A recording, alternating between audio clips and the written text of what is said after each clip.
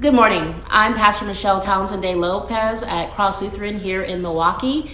And our theme for 2025 and for our Lenten season is grace. This morning you'll be hearing from some of my sisters, Dr. Rose, Juana, Gail, and Latasha. What is grace but a gift from God that is free, generous, and unexpected? In the West, of course, it is so much different. Here, the community will hardly ever support individuals who take a step off the cliff. To fall is disgraceful. There is, in fact, a fascination with suffering that is completely disconnected from the idea of growth. People do not see the goodness that grows out of failure.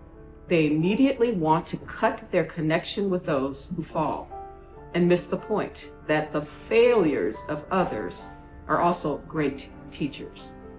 Knowing some of the rules of grace, for me at least, does not mean living with fewer struggles. I sometimes observe myself as an actress in a movie and see that there is a part of me that does not really want to change. That is what happens when elders ask me to leave the village and go to the West to share the ways of my people. I thought, wait a minute. I live so happily with everybody here. Why do I have to upset things? What is the point? I crashed against the huge obstacle of my unwillingness to leave. Although I knew deep inside that it was necessary, I needed the community to push me and to let me know that I either have to deliver my gifts or perish.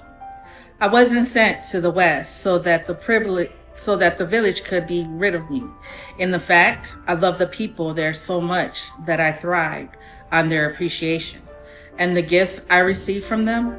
However, it was necessary for me to leave this behind and be reborn in a new place, a place where I didn't know anybody, where my old world no longer exists for me. I never would have volunteered to do that. It was only the community commitment to help me grow that made it possible for me to leave. I have found that in the West, the search for grace often takes the form of a search for ideals. Whose ideals? Who is the best? How can I make myself that person? When the state of grace is understood as an embodied an ideal, it can easily be turned into something distant and inaccessible. In a world that has become individualized, fragmented, and competitive, grace has become more of a challenge. When I think of how life once was in the village, I see there how community once existed in much of the world. People worked together at being in grace. It had nothing to do with being a leader, a hero, or a role model. You didn't need to be the king or the healer. Whether you were the person who led or gave medicine, or cooked, or hunted, or painted, or whatever, each person had a position within the community where a state of grace could be lived. You can still see remnants of such wisdom in the names people choose for themselves, and which many of us have inherited: carpenter, hunter, miller, smith, cook. The idea, every man for himself, has a cost attached to it. No one can afford so high a price. I think there is a kind of selfishness that is nurtured by the economic system of the West.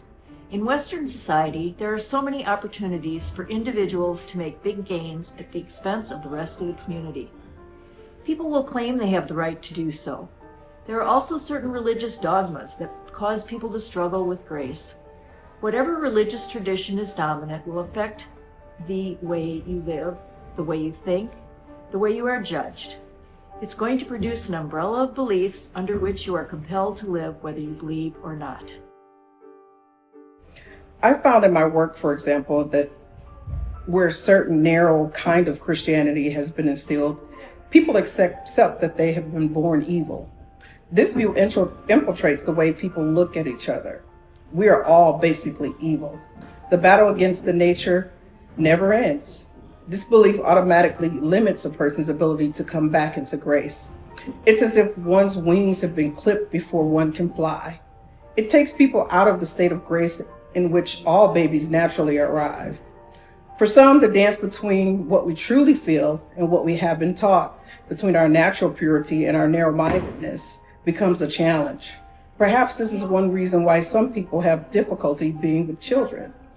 Children remind us of how far we've wandered from our natural state of grace, and perhaps of the obstacles that they carry inside if they're to enter into grace again. Look at children, and when they're born, they're in a genuine place that exudes laughter, love, freedom, and enlightenment.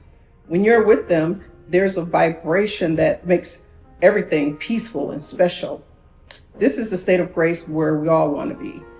At one, at one with everything. As a mystic might say, where there isn't separation, where there isn't confusion, and so forth.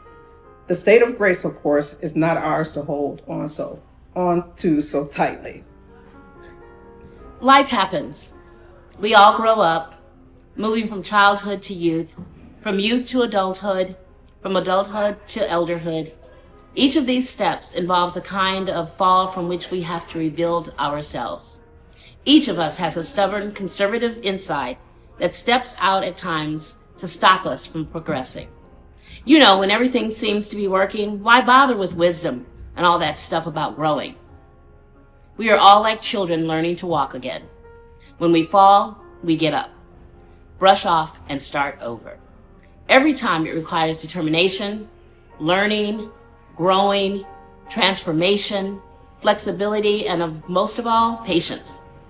These meditations suggest that the only way to remain in grace is not by learning to avoid failure, but by learning how to pull ourselves up after we have fallen, and by walking and living and embodying grace.